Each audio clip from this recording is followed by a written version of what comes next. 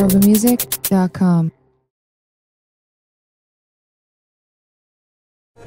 Hi, this is Amos from Moog Music, and we're here at NAMM 2014 with the awesome crew from Nova Music, a truly excellent synthesizer store.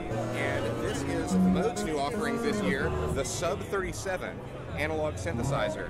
And I'll just give you a brief overview of the features that we have here. This is the bigger sibling of the Moog Sub Phatty that was introduced last year.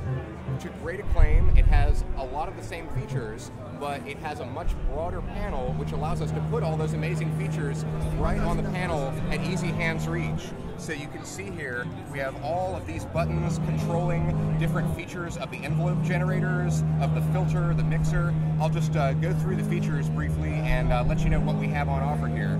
Let's start, the panel is laid out in a logical signal flow manner from left to right, very much like the traditional Mini Moog. So starting over on the far left, we have a programming panel.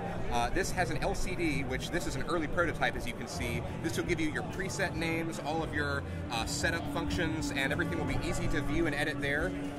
Moving along, we have a fully featured arpeggiator directly on the panel. It's got your classic patterns of up, down, ordered, and random, and it also has a new step sequencer. And this allows you to record steps in sort of an SH style, and when we're finally shipping, we'll be able to do XOX style step sequencing as well using this row of buttons.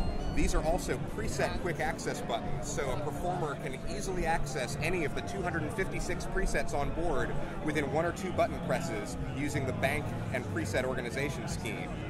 Going further into the sound engine, we have a very nice glide module here that lets you control the glide independently per oscillator if you like. You can choose oscillator 1, 2, or both.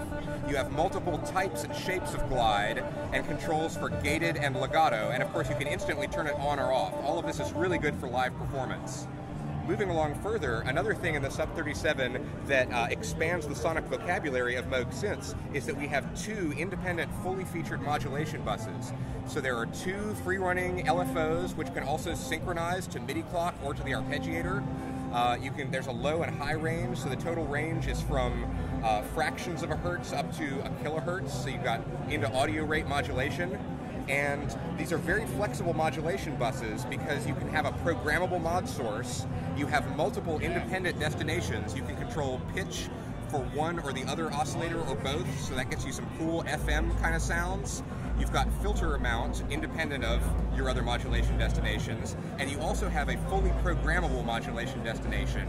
So that lets you control the rate of the other LFO, you can modulate the VCA level, the waveforms, and there will be an additional list of modulation destinations that you can program on the programming panel. And so you've got 2 of these available, and these also, you have a lot of real-time control, both mod wheel and velocity, and also aftertouch directly available from the keyboard. So that's a very nice feature as well.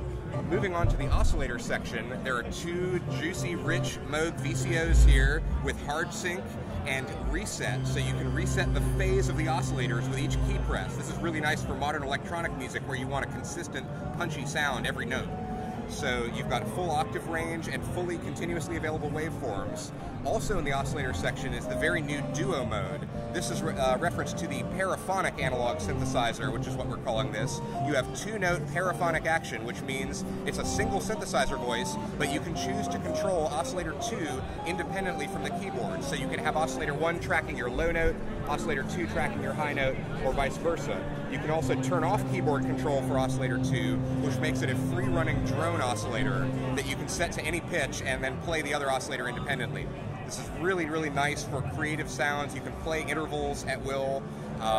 Just a new player's vocabulary for a Moog analog synth. In the mixer section, we've added on-off buttons for each of the sound sources, similar to the original Model D. That lets you set a level and then bring that oscillator in and out in real time very easily, which is great for sound design and for the live performance.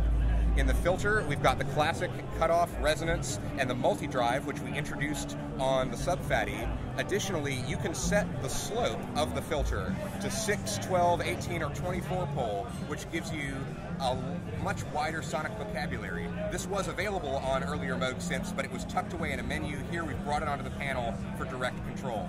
I should also mention, going back to the mixer section, this new feedback control. This is also borrowed from the vocabulary of the original Moog Model D. It routes the output of the mixer back to the external audio input if there's nothing plugged into the external input, and gives you a whole new range of rich feedback saturation sounds that's a different coloration with the multi-drive, and it's in series with the multi-drive and the filter, so you can really dial in some amazing sounds.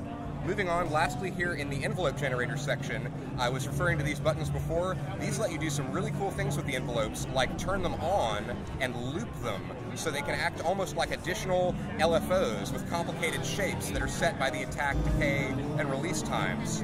You also have your classic single trigger or multi-trigger sounds, which is a monosynth classic. It lets you get really punchy, percussive, or smooth liquid sounds. And this delay button, or sorry, this is a knob shift function. These terms, delay, hold, velocity, amount, and keyboard track, these are additional envelope controls that you can control with these knobs here.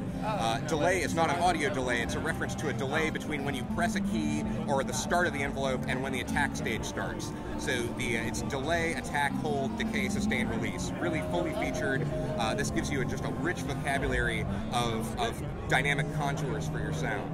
You put it all together, you have an amazing package that gives you stunning hands-on control, really deep sound design possibilities, and a really fun, aesthetically appealing package. I think it's going to be a real success for us, and I hope you'll check it out. Amos, is this the same case as the Little Phatty was in, or has it been? It looks like it. It's been tweaked a little bit to accommodate this bigger panel with more features, but it's fundamentally the same case package as the Little Phatty synthesizer. You mentioned that there would be eventually XOX style step sequencing down here. Is there anything else that's not immediately apparent on the panel that will sort of an under the hood feature like that? Well, there are definitely plans to, I mentioned the additional modulation sources and destinations. Another thing I should mention about the controllers, this is also, you could call it an under-the-hood feature. When you press the controllers button, you'll get a simple menu on the screen here that lets you easily set up your mod wheel, velocity, and aftertouch control, and these are bipolar between minus 100% and plus 100%, which lets you do really cool stuff like set up one modulation bus to be active when the mod wheel is turned up, and the other mod bus to be active in reverse when the mod wheel is turned down, so you can crossfade between different kinds of modulation or bring something in or out with additional aftertouch.